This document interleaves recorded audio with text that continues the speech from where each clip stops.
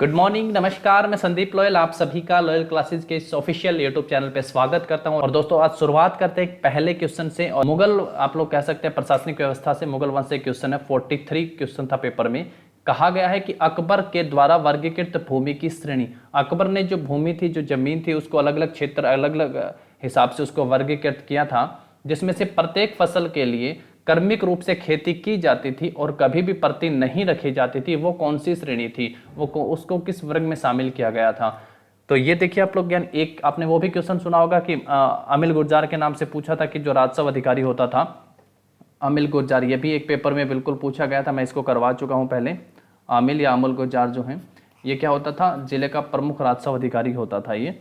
और यहाँ जो है भूमि की श्रेणी, सबसे पहले मैं आप लोगों को बताऊं कि अकबर ने चार अलग अलग, यानी कितने में वर्गीकृत किया था, चार भागों में बांटा था अकबर ने भूमि को। और वो चारों के चारों इस क्वेश्चन के ऑप्शन में दिए गए हैं। एक ऑप्शन है चचर, एक ऑप्शन है परौती, एक ऑप्शन कहाँ है बंजर, एक ऑप्शन का है पोलाज। ये चारों के। अब यहाँ से दोस्तों आपको एक बात देखनी है कि अब उस तरीके के क्वेश्चन नहीं पूछे जाते हैं जैसे हम लोग मुगल शासन में पढ़ते हैं। यहाँ पे प्रशासनिक व्यवस्था के हिसाब से आप लोग कह सकते हैं। और दूसरा जो इस तरीके से है भूमि वाले क्वेश्चन हैं, उनसे क्वेश्चन जो है ज़्यादा पूछे जा रहे हैं। तो थोड़ा सा डीपली, थोड़ा सा गहराई से आप लोगों को चीज़ों को पढ़ना समझना है। इस क्वेश्चन की बात करते हैं, एक एक करके इन चारों पॉइंटों को डिस्कस करते हैं और आप खुद समझ जाएंगे कि इस क्वेश्चन का आंसर क्या है। सबसे पहले हम लोग ऑप्शन ए की बात करते हैं, चच्चर। किस ऑप्शन की बात करते हैं दोस्तों? चच्चर की बात करते हैं। इसको कई जगह आप लोग चाचर लिखा हुआ भी पाएंगे। क्या लिखा हुआ पाएंगे? चाचर भी। ठीक है। चाचर एक ऐसी भूमि होती थी जिस पर 3 से 4 वर्ष के अंतराल में खेती की जाती थी। 3 से 4 वर्ष के अंतराल में खेती की जाती थी जिस भूमि पर, उस भूमि को चाचर कहा गया है। 3 से 4 वर्ष के अंतराल में खेती की जाने वाली भूमि को क्या कहा है? चाचर कहा गया है। दूसरा आप यहाँ पे देख रहे हैं परौती। जो परौती देख रहे हैं इसको आप लोग कई जगह परती लिखा हुआ भी पा सकते हैं। परती कोई दिक्कत नहीं है, समझना है बस आपको। परती, परती वो भूमि होती थी जिस पर 1 से 2 वर्ष के अंतराल में खेती की जाती थी। 1 से 2 वर्ष के अंतराल में जिस भूमि पर खेती की जाती थी उसको क्या कहा गया है? परती कहा गया है। ठीक है ना, ये आप लोगों को समझना है इसके बारे में। बंजर तो वैसे भी आप लोगों को पता ही है, ये तो कोई बहुत बड़ा पॉइंट नहीं है। बंजर जिसपे खेती नहीं होती थी, यानी खेती ना करने योग्य भूमि जो है उसको क्या कहते थे? बंजर। जिसपे किसी प्रकार का लगान जो है वो नहीं वसूला जाता था, उस भूमि को क्या कहा गया था? बंजर भूमि। और इस क्वेश्चन का आंसर पोलज बताया है एचएसएससी ने। और अब पोलज का आप समझिए कि इसमें नियमित रूप से खेती होती थी। इस भूमि में क्या होता था दोस्तों? नियमित रूप से खेती होती थी। सबसे पहला पॉइंट तो ये हुआ, नियमित रूप से खेती इसमें की जाती थी। और दूसरा ये यहाँ पे कि जैसे हम लोग नॉर्मली एक साल में 2 फसलें लेते हैं, रबी और खरीफ की, तो सेम वही है ये। वर्ष में 2 फसलें, वर्ष में 2 बार फसल बोई जाती थी। तो आप ये भी आप यहाँ से देख सकते हैं, 2 बार फसल इस भूमि पर होती थी। तो ये भूमि कौन सी कहलाती थी? पोलज। उम्मीद है दोस्तों इस पॉइंट को आपने समझा है। बेहतर तरीके से आपको अपने माइंड में इसको सेट करना है कि अकबर ने भूमि को जो अलग अलग श्रेणियां थी उनमें 4 भागों में विभाजित करा था। एक उनमें से थी चचर या चाचर, एक थी परती या परौती, एक थी भूमि बंजर और एक थी यहाँ पे पोलज। ठीक है ना, पोलज या फिर पोलाज, दोनों में से एक ही बात है, ध्यान से समझना है। पोलज वो भूमि होती थी जिस पर नियमित रूप से खेती होती थी, यानी वर्ष में 2 बार फसलें ली जाती थी, उस भूमि को पोलज कहा गया। दूसरा यहाँ से बंजर भूमि, बिल्कुल ये तो समझने वाला पॉइंट है ही नहीं, क्योंकि ये तो आप लोगों को पता ही है कि जिस पे किसी प्रकार की खेती नहीं होती थी, उस भूमि पर कोई लगान नहीं लगता था, वो भूमि बंजर भूमि कहलाती थी। चचर वो भूमि होती थी, चचर या चाचर, जिस पे 3 से 4 वर्ष के अंतराल में खेती की जाती थी। इन 3 से 4 वर्ष में एक बार फसल जिस भूमि पर होती। और परती या परौती उस भूमि को कहा गया जिसमें 1 से 2 वर्ष के अंतराल में खेती की जाती थी, है ना। इस 4 में बांटा है। तो यहाँ से क्वेश्चन की गहराई को दोस्तों आप लोगों को समझना है। बेहतरीन सा क्वेश्चन है, फटाफट से वीडियो को लाइक और शेयर कर दीजिएगा। फिर चलते हैं नेक्स्ट क्वेश्चन पे। नेक्स्ट, कोट दीजी किस नदी के किनारे स्थित है? कोट दीजी जो है वो किस नदी के किनारे स्थित है, ये क्वेश्चन यहाँ से पूछा हुआ है। सिंधु घाटी सभ्यता के प्रमुख जो स्थल हैं वो किन किन नदियों के किनारे हैं, वो पॉइंट आपको यहाँ से बताना है। सबसे पहले बात करते हैं कोट दीजी की। ऑप्शन दिया हुआ है रावी नदी। पहला ऑप्शन क्या दिया है दोस्तों? रावी नदी है। दूसरा ऑप्शन सिंधु नदी है। तीसरा ऑप्शन हिंडन नदी है। चौथा ऑप्शन है घग्गर नदी। तो बताइए कोट दीजी जो है वो किस नदी किनारे है? तो कोट दीजी दोस्तों सिंधु नदी किनारे। क्या हो जाएगा? ऑप्शन बी सही आंसर हो जाएगा, सिंधु नदी किनारे। एक तो कोट दीजी हो गया, उसके बाद मोहनजोदड़ो भी अगर आपसे पूछा जाए, मोहनजोदड़ो, तो ये भी किस नदी किनारे? सिंधु नदी के। मोहनजोदड़ो भी, ठीक है ना। चन्हूदड़ो का नाम आपने सुना होगा, चन्हूदड़ो, ये भी किस नदी के किनारे है दोस्तों? तो ये भी सिंधु नदी के किनारे। तो ये इंपॉर्टेंट पॉइंट है जो आपको ध्यान रखने, नदी किनारे वाले इंपॉर्टेंट होते ही हैं। जैसे रावी नदी के किनारे कौन सा दोस्तों, हड़प्पा। हड़प्पा अगर पूछता तो किस नदी के किनारे है दोस्तों, हड़प्पा रावी नदी के किनारे है। और इसकी खोज किसने करी थी, दयाराम साहनी का नाम आता है। इसका नाम आता है दोस्तों खोज में दयाराम साहनी, दयाराम साहनी एवं माधव स्वरूप वत्स। कब की बात है, वर्ष 1921 की। कब की बात है, कब करी थी, वर्ष 1921 में। मोहनजोदड़ो की कब की थी दोस्तों, 1922 में। किसने करी थी, राखलदास बनर्जी ने। किसने करी थी, राखलदास बनर्जी ने। ये सारे पॉइंट आपको यहाँ से पढ़ने हैं। और चहुदड़ों की अगर बात की जाए, चहुदड़ों की, तो गोपाल मजूमदार 1931 में। 1931 में गोपाल मजूमदार, गोपाल मजूमदार, ठीक है ना। और अब आप मुझे बताइए हिंडन नदी का, हिंडन नदी किनारे कौन सा स्थल है। और घग्गर नदी के किनारे तो सबको पता कालीबंगन है अपना राजस्थान में, कालीबंगन। किस नदी किनारे दोस्तों ये कालीबंगन, तो ये कालीबंगन घग्गर नदी किनारे है। चलिए हिंडन नदी का फटाफट से कमेंट कर दीजिएगा। हिंडन नदी का बहुत इंपॉर्टेंट सा है। हिंडन नदी का दो ऑप्शन मैं आप लोगों को यहाँ पे देता हूँ। आलमगीरपुर है पहला ऑप्शन, आलमगीरपुर, और दूसरा ऑप्शन अपना बनावाड़ी या बनमाली जो लिखा होता है बनावाड़ी, ठीक है ना। इन दोनों में से बताइएगा कि हिंडन नदी किनारे कौन सा स्थल जो है सिंधु घाटी सभ्यता का वो स्थित है। चलिए आगे बढ़ते हैं, नेक्स्ट क्वेश्चन पे चलते हैं। उम्मीद है ये चीज़ें आप लोगों को बेहतर तरीके से समझ में आ रही होंगी। हर रोज हम ऐसी ही कोशिश करते हैं कि कुछ बिल्कुल आप लोगों को अलग से यूनिक से चीज़ें लेके आएँ और बेहतर तरीके से समझने और समझाने की कोशिश करें। नेक्स्ट क्वेश्चन है हमारा, अष्टाध्यायी के लेखक कौन है। ये आसान सा क्वेश्चन है, अष्टाध्यायी के लेखक कौन है। लेकिन यहाँ पे सीखने वाली बातें ही हैं कि तीनों जो आप लोग, तीनों की चारों ही जो ऑप्शन आप लोग यहाँ पे देख रहे हैं, इनकी बहुत प्रमुख रचनाएं हैं जिनको पेपरों में पूछा जाता है ना। पाणिनि है पहला ऑप्शन, दूसरा है कल्हण, तीसरा है इब्न बतूता और चौथा है अली अहमद। कल्हण वाली सबसे ज्यादा बार पूछी जाती है और आप सबको पता है कल्हण के बारे में। इनकी जो पुस्तक है, इनकी जो रचना थी वो सबको पता है कल्हण की, है ना। कल्हण ने किसकी रचना करी थी दोस्तों, राज तरंगिणी की, जिसमें कश्मीर के इतिहास के बारे में बताया गया। तो राज तरंगिणी के लेखक कौन है, राज तरंगिणी। तो राज तरंगिणी की रचना किसने करी थी, कल्हण ने करी थी राज तरंगिणी की। और अष्टाध्यायी की रचना किसने करी थी, पाणिनि ने। यानी इस क्वेश्चन का हमारा सही आंसर क्या हो जाएगा, ऑप्शन ए हो जाएगा। अष्टाध्यायी की रचना किसने करी थी दोस्तों, पाणिनि ने करी थी। इब्न बतूता, ये तो सबको पता है। इब्न बतूता ने किस पुस्तक की रचना करी थी दोस्तों, रेहला। ये बताइए इस पुस्तक की रचना किसने करी थी, जो इब्न बतूता ने अपना जो यात्रा वृत्तांत था उसको किस में लिखा है, रेहला में। रेहला या रहला कहा जाता है। अली अहमद, ये भी बहुत इंपॉर्टेंट है, चचनामा के लेखक हैं ये। चचनामा, चचनामा की रचना किसने करी थी, तो अली अहमद ने करी थी, अली अहमद। इंडिका भी बहुत बार पूछा जाता है। इंडिका, इंडिका किसने लिखी थी, मेगास्थनीज ने इंडिका लिखी थी। चंद्रगुप्त मौर्य के दरबार में रहता था मेगास्थनीज, जिसने क्या लिखा था, इंडिका की रचना करी थी। तो ये कई सारी इस तरीके की पुस्तक है जो अक्सर हमसे एग्जाम में पूछी जाती हैं। इसके अलावा भी है, जैसे अलबरूनी की पुस्तक थी किताब उल हिंद, तहकीक हिंद, भारत की खोज, ये भी इंपॉर्टेंट है। अलबरूनी की भी पुस्तक, इसको भी आप लोगों को देखना है। ये सारी पुस्तकें आपको याद करनी, इतिहास वाली जो बेहद इंपॉर्टेंट वाली हैं। और अगर हम लोग हवेन शांग की बात करें, किसकी दोस्तों, हेन शांग या हेन शांग जिसे कहा गया है, जिसकी यात्रा वृत्तांत को CU की से बताया गया है, CU की से, ये भी बहुत इंपॉर्टेंट है। चलिए नेक्स्ट क्वेश्चन पे चलते हैं और आगे बढ़ते हैं। अगला क्वेश्चन है हमारा यहाँ पे, सर्वप्रथम भारतवर्ष का जिक्र किस अभिलेख में है, ये बताइएगा। सर्वप्रथम भारतवर्ष का जिक्र किस अभिलेख में किया गया है। पहला ऑप्शन है हाथी गुम्फा अभिलेख, दूसरा है एहोल अभिलेख, तीसरा है एरन अभिलेख, चौथा ऑप्शन है इनमें से कोई नहीं। तीनों के तीनों जो अभिलेख हैं ये अपने आप में इंपॉर्टेंट हैं। हाथी गुम्फा अभिलेख को तिथि रहित अभिलेख भी कहा जाता है। इसको क्या कहा जाता है दोस्तों, तिथि रहित अभिलेख। ये कौन सा अभिलेख है, तिथि रहित अभिलेख के नाम से जाना जाता है हाथी गुम्फा अभिलेख। और किस शासक से संबंधित है ये, तो कलिंग राजा खारवेल से संबंधित है। कलिंग राजा खारवेल से संबंधित है। और इस क्वेश्चन का सही आंसर भी यही है। यानी भारतवर्ष, सर्वप्रथम भारतवर्ष का जिक्र किस अभिलेख में, तो हाथी गुम्फा अभिलेख में है। हाथी गुम्फा अभिलेख, ऑप्शन ए ही इस क्वेश्चन का सही आंसर यहाँ पे है। एहोल अभिलेख आपको पता है किससे संबंधित है, पुलकेशिन द्वितीय से। पुलकेशिन द्वितीय से एहोल अभिलेख संबंधित है। पुलकेशिन सेकंड लिख देते हैं, पुलकेशिन द्वितीय और हर्षवर्धन के बीच, हर्षा लिखते हैं, के बीच जो युद्ध है वो किस नदी किनारे लड़ा गया था दोस्तों, नर्मदा नदी के किनारे युद्ध लड़ा गया था। सॉरी एरन के आगे लिख दिया है क्या, एहोल होगा, एहोल, एहोल अभिलेख, ठीक है ना। एहोल अभिलेख इंपॉर्टेंट है, ध्यान रखेंगे एहोल अभिलेख। जो एरण अभिलेख है वो किससे, वो तो हम लोगों ने गुप्त वंश में पढ़ा था, जिसकी स्थापना किसने करी थी, श्रीगुप्त ने करी थी। भानुगुप्त का 510 का एरण अभिलेख, जिसमें सबसे पहले किसी के सती होने का प्रमाण मिलता है, यानी सती प्रथा के बारे में, यानी सती प्रथा का साक्ष्य आप कह सकते हो। तो भानुगुप्त के 510 का कौन सा अभिलेख दोस्तों, एरण अभिलेख। एहोल अभिलेख पुलकेशिन द्वितीय से संबंधित है, और हर्षवर्धन और पुलकेशिन द्वितीय के बीच जो युद्ध है वो किस नदी किनारे लड़ा गया था, नर्मदा नदी के किनारे लड़ा गया था। बाकी हम लोगों ने इनकी डिटेल पढ़ी ली है, लेकिन एक जरूरी चीज मैं आप लोगों को यहाँ पे बता देता हूँ जो कि पुलकेशिन द्वितीय से संबंधित है।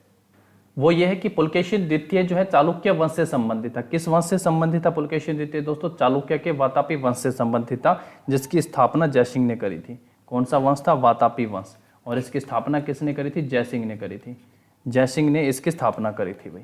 चालुक्य के कौन से वंश से संबंधित था, वातापी वंश से संबंधित था, जिसकी स्थापना किसने करी थी, जयसिंह ने करी थी। पुलकेशिन द्वितीय एहोल अभिलेख। अच्छा, एहोल अभिलेख अगर ये पूछ ले आपसे कि इसके लेखक कौन थे, एहोल अभिलेख का लेखक आपसे पूछेगा तो क्या नाम ध्यान रखना, रवि कीर्ति।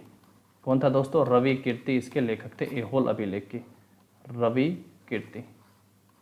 ठीक है ना, रवि कीर्ति एहोल अभिलेख के लेखक हैं। एहोल अभिलेख पुलकेशिन द्वितीय और किस इससे संबंधित हैं, हर्षवर्धन और पुलकेशिन द्वितीय के बीच नर्मदा नदी के किनारे युद्ध हुआ था, और इसी युद्ध को जीतने के बाद पुलकेशिन द्वितीय ने परमेश्वर की उपाधि धारण करी थी। आगे बढ़ते हैं, नेक्स्ट क्वेश्चन पे चलते हैं। तो दोस्तों बताइए, फ्री इंडियन लीजन नामक सेना का गठन किसने किया, फ्री इंडियन लीजन नामक सेना का गठन जो है वो किसने किया था। पहला ऑप्शन है सुभाष चंद्र बोस, चंद्रशेखर आजाद, भगत सिंह या फिर कांसीराम। बताइए किसने किया था फ्री इंडियन लीजन नामक सेना का गठन। तो दोस्तों क्या हो जाएगा सही आंसर इस क्वेश्चन का, सुभाष चंद्र बोस। ऑप्शन ए इस क्वेश्चन का सही आंसर होगा। और सुभाष चंद्र बोस से रिलेटेड एक बहुत इंपॉर्टेंट क्वेश्चन है। कांग्रेस के हर साल अधिवेशन होते हैं, उसी कांग्रेस के जिसकी स्थापना 1885 में एओ हयूम ने करी थी।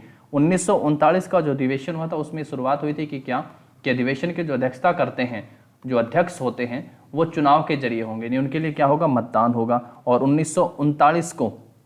1939 में महात्मा गांधी ने समर्थन किया था किसका, पट्टाभी सीतारामैया, पट्टाभी सीतारामैया, पीएस लिख देते हैं। और सुभाष चंद्र बोस थे, सुभाष चंद्र बोस कांग्रेस के अध्यक्ष चुने गए थे। एससी बोस 1939 में जो कांग्रेस का अधिवेशन था उसके अध्यक्ष चुने गए थे। बाद में उन्होंने इस्तीफा भी दे दिया था, खैर ये बाद की बात है। और कांग्रेस के अंदर से ही एक बहुत इंपॉर्टेंट वाला जो क्वेश्चन बहुत बार पूछा है वो क्या है, 1 मई 1939 को कांग्रेस के अंदर से ही फॉरवर्ड ब्लॉक का गठन किया था। पेपर में पूछे कि फॉरवर्ड ब्लॉक का गठन किसने किया था, तो सबसे पहले आप लोगों को ध्यान देना ऑप्शन है हमारा सुभाष चंद्र बोस, यही सही आंसर होंगे। और दूसरी बात कि कब किया था, तो 1 मई 1939 को किया था। 1 मई 1939 को फॉरवर्ड ब्लॉक का गठन किसने किया, सुभाष चंद्र बोस ने किया था। कब किया था, 1 मई 1939 का।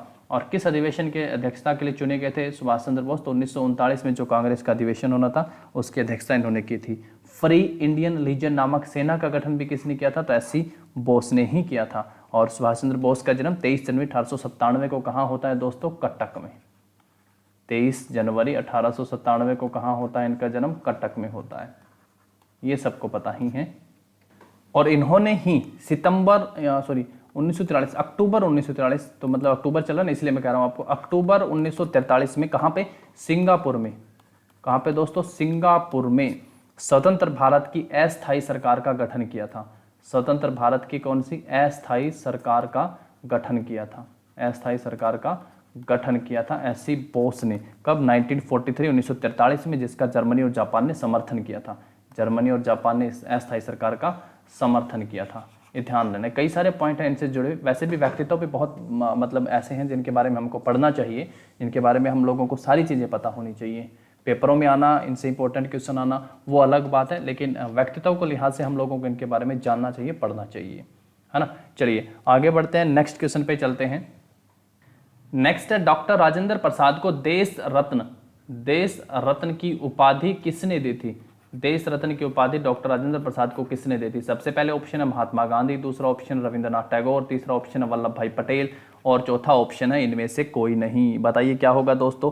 अब तीनों ऑप्शन आपके सामने और चौथा ऑप्शन अगर इनमें से कोई नहीं, जाओ आजकल जो पेपर आ रहे हैं उनमें लगभग क्वेश्चनों में इनमें से कोई नहीं ये भी ऑप्शन में होता है। तो देश रत्न या अजात शत्रु डॉक्टर राजेंद्र प्रसाद को कहा जाता था, और ये उपाधि जो है इनको किसने दी थी, महात्मा गांधी ने। किसने दी थी दोस्तों, महात्मा गांधी जी ने इनको ये उपाधि दी थी। अच्छा, महात्मा गांधी जी को महात्मा की उपाधि किसने दी थी, महात्मा गांधी जी को अगर पेपर में पूछे आपसे कि महात्मा की उपाधि किसने दी थी, तो रविंद्रनाथ टैगोर ने दी थी। किसने दी थी दोस्तों? रविंद्रनाथ टैगोर ने ये उपाधि इन्हें दी थी। अच्छा, रविंद्रनाथ टैगोर को गुरुदेव की उपाधि किसने दी थी? रविंद्रनाथ टैगोर को गुरुदेव की उपाधि किसने दी थी? अगर ये आपसे पूछें पेपर में कि रविंद्रनाथ टैगोर को गुरुदेव कहा जाता था, गुरुदेव की उपाधि किसने दी थी, तो इनको जो है गुरुदेव की उपाधि किसने दी थी? महात्मा गांधी जी ने दी थी। किसने दी थी दोस्तों? मतलब उल्टे हैं, महात्मा गांधी को गुरुदेव और महात्मा गांधी जी को महात्मा की उपाधि गुरुदेव ने दी, यानी रविंद्रनाथ टैगोर ने दी, और रविंद्रनाथ टैगोर को गुरुदेव की उपाधि किसने दी? महात्मा गांधी ने। वल्लभ भाई पटेल, ये भी बहुत इंपॉर्टेंट है, वल्लभ भाई पटेल जिनको सरदार की उपाधि, एक इंपॉर्टेंट क्वेश्चन मैं आप लोगों को आज इसमें करवाऊंगा, उसमें हम लोग जानेंगे बारदोली सत्याग्रह के बारे में। किसके बारे में जानेंगे दोस्तों? बारदोली सत्याग्रह के बारे में। वहाँ की महिलाओं की तरफ से महात्मा गांधी ने दी थी इनको, या महिलाओं के ऑप्शन में ध्यान रखना, बारदोली की महिलाएं, ये ध्यान रखेंगे, बारदोली की महिलाएं, ठीक है ना। यहाँ से इंपॉर्टेंट बात आप लोगों को ध्यान रखनी है, बारदोली की महिलाएं, यानी बारदोली सत्याग्रह के बारे में जानेंगे हम लोग और वहाँ से इस क्वेश्चन को आगे करेंगे। चलिए यहाँ से इतना ही पढ़ते हैं, जिसमें हम लोगों ने जाना कि डॉक्टर राजेंद्र प्रसाद को देश रत्न की उपाधि किसने दी थी? महात्मा गांधी ने। महात्मा गांधी जी को महात्मा की उपाधि रविंद्रनाथ टैगोर ने। रविंद्रनाथ टैगोर को गुरुदेव की उपाधि महात्मा गांधी जी ने, और वल्लभ भाई पटेल को सरदार की उपाधि बारदोली की महिलाओं की तरफ से ये दी गई थी। चलिए आगे बढ़ते हैं, नेक्स्ट क्वेश्चन पे चलते हैं। निम्नलिखित में से किस युद्ध के कारण विजयनगर साम्राज्य का पतन हो गया?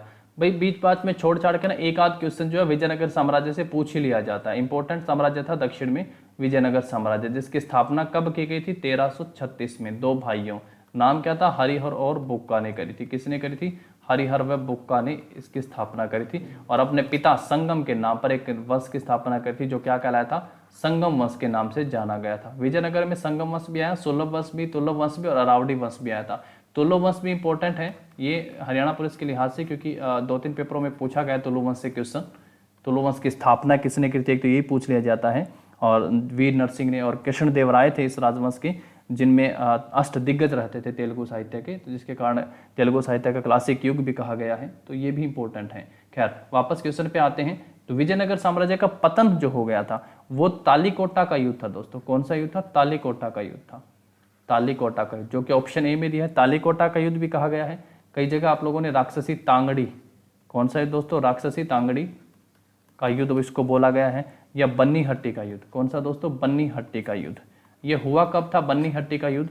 ये 23 जनवरी 1565 को।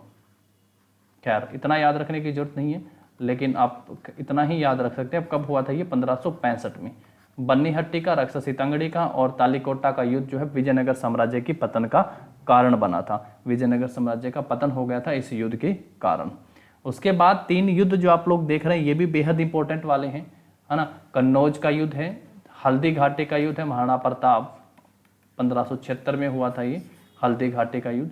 कन्नौज का युद्ध भी आप लोगों को ध्यान रखना है, हुमायूं के साथ हुआ था ना कन्नौज का युद्ध 1540 में। बिलग्राम या कन्नौज का युद्ध जिसको बोलते हैं, 1540 में हुआ था ये कन्नौज का युद्ध, शेर खान और हुमायूं के बीच।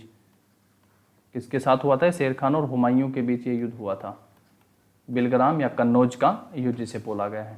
चलिए आगे बढ़ते हैं, नेक्स्ट क्वेश्चन पे चलते हैं। उससे पहले एक क्वेश्चन यहाँ से जानना चाहूंगा आपसे मैं, जैसे मैंने हर क्लास में बताया है आप लोगों को कि विजयनगर साम्राज्य की जो राजधानी थी वो हम्पी थी, लेकिन आप मुझे बताइए विजयनगर साम्राज्य की जो करेंसी मुद्रा थी वो क्या थी? क्या थी दोस्तों? करेंसी क्या थी ये बताना है आप लोगों को, है ना। फिर हम लोग आगे बढ़ते हैं नेक्स्ट क्वेश्चन की तरफ। नेक्स्ट है यहाँ पे क्वेश्चन, निम्नलिखित में से अफ्रीका महाद्वीप की सबसे ऊंची पर्वत चोटी बताना है। सबसे ऊंचा पर्वत बताना है अफ्रीका महाद्वीप का, या महाद्वीप से क्वेश्चन है, देश से नहीं है, ये बात आपको ध्यान रखनी है। सबसे पहला ऑप्शन है माउंट किलिमंजारो। माउंट किलिमंजारो पहला, तो ये बताइए माउंट किलिमंजारो किस देश में है, किस महाद्वीप में है? तो ये अफ्रीका महाद्वीप में आता है माउंट किलिमंजारो, और इसकी ऊंचाई कितनी है दोस्तों? 5895 मीटर। कितनी ऊंचाई है इसकी? 5895। दूसरा है माउंट एवरेस्ट। माउंट एवरेस्ट ये आप सबको पता होगा, माउंट एवरेस्ट अपना एशिया, कौन सा महाद्वीप में आता है? एशिया महाद्वीप में आता है, 8850 मीटर जिसकी हम लोग हाइट पढ़ते हैं। तीसरा ऑप्शन है माउंट एल्बर्स। तीसरा ऑप्शन क्या है? Mount Elbrus. ये किस महाद्वीप में आता है दोस्तों? तो ये यूरोप महाद्वीप में आता है। किस महाद्वीप में आता है एल्बर्स? ये यूरोप महाद्वीप में आता है, और इसकी ऊंचाई कितनी है? 5642 मीटर। कितनी है दोस्तों? 5642 मीटर। माउंट मैकिनले, उसके बाद कौन सा है दोस्तों? Mount McKinley. माउंट मैकिनले उत्तरी अमेरिका में आता है, एन अमेरिका लिखते हैं, नॉर्थ अमेरिका, उत्तरी अमेरिका महाद्वीप में आता है माउंट मैकिनले। और ऊंचाई कितनी है इसकी? 6194 मीटर, 6194 मीटर। ये चारों महाद्वीप के मैंने आप लोगों को यहाँ पे सबसे ऊंचे पर्वत बताए हैं। अफ्रीका महाद्वीप का पूछा है तो इस लिहाज से ऑप्शन ए माउंट किलिमंजारो सही आंसर हो जाएगा। माउंट किलिमंजारो किस महाद्वीप में? अफ्रीका महाद्वीप में। ऊंचाई 5895। माउंट एवरेस्ट अपने एशिया में पड़ता है, ऊंचाई कितनी है? 8850 मीटर। सबसे ऊंचा विश्व का, विश्व के सबसे ऊंची पर्वत चोटी पूछेगा तो माउंट एवरेस्ट है, सबसे ऊंचा पर्वत, सॉरी पर्वत को कर लीजिए। माउंट एल्ब्रुस यूरोप में पड़ता है और 5642 मीटर ऊंचाई है। माउंट मैकिनले ये उत्तरी अमेरिका में आता है, 6194 मीटर इसकी हाइट है। कितनी है? 6194 मीटर। ध्यान रखना है दोस्तों आप सबको यहाँ से कि कौन कौन सा किस हिसाब से क्वेश्चन पूछा जाता है, छोटा बड़ा या फिर महाद्वीप से रिलेटेड हो तो इस तरीके से आपको सबकी ऊंचाई पता है या फिर सब महाद्वीप के सबसे ऊंचे पर्वत पता है तो आप लोग आसानी से इस तरीके के क्वेश्चन का आंसर कर सकते हैं। और यहीं पे साथ लगते अगर आपसे यहाँ से सबसे लंबी नदी इन महाद्वीप की पूछें, जैसे अफ्रीका महाद्वीप की अगर आपको सबसे लंबी नदी पूछेंगे तो आप लोग क्या कहेंगे? नील नदी।